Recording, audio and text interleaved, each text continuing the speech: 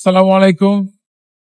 আমি আরেকটি ভিডিও একটু চিন্তা করলাম যে আপনাদের উদ্দেশ্যে দেওয়া যায় কিনা।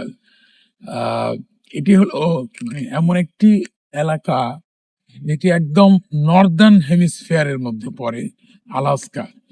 এখন ঠান্ডা, এই যে দেখেন এপ্রিল মাস, এখনো কিরকম বরফ জমে আছে। আজকে একটু ভালো আবহাওয়াটা, বেশ সূর্যের আলো দেখা যাচ্ছে।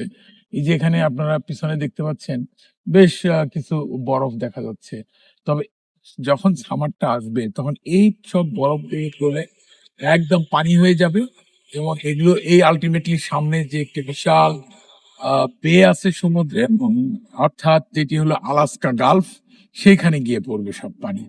তো আসলে এই পানিগুলো যখন জমাট বেঁধে থাকে তখনই আসলে মশার জন্ম হয়। এখানকার মশাগুলো খুব পিকুলিয়ার হলে অনেক বড় বড় হয়, অনেক বদারসাম হয়, এমন কামড় দেয় মানুষকে। এই জন্য আমরা আসার সময় অনেকে আমাদেরকে বলেছে যে এই মশার একটু প্রিভেন্টিভ মেজার্স নিয়ে যেতে হবে। কীরকম?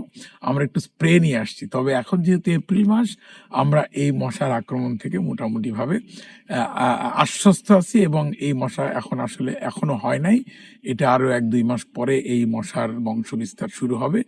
তবে সুখবর, আগেই বলেছি, এখানে ভয়ংকর কোনো রোগের প্রাদুর্ভাব নেই।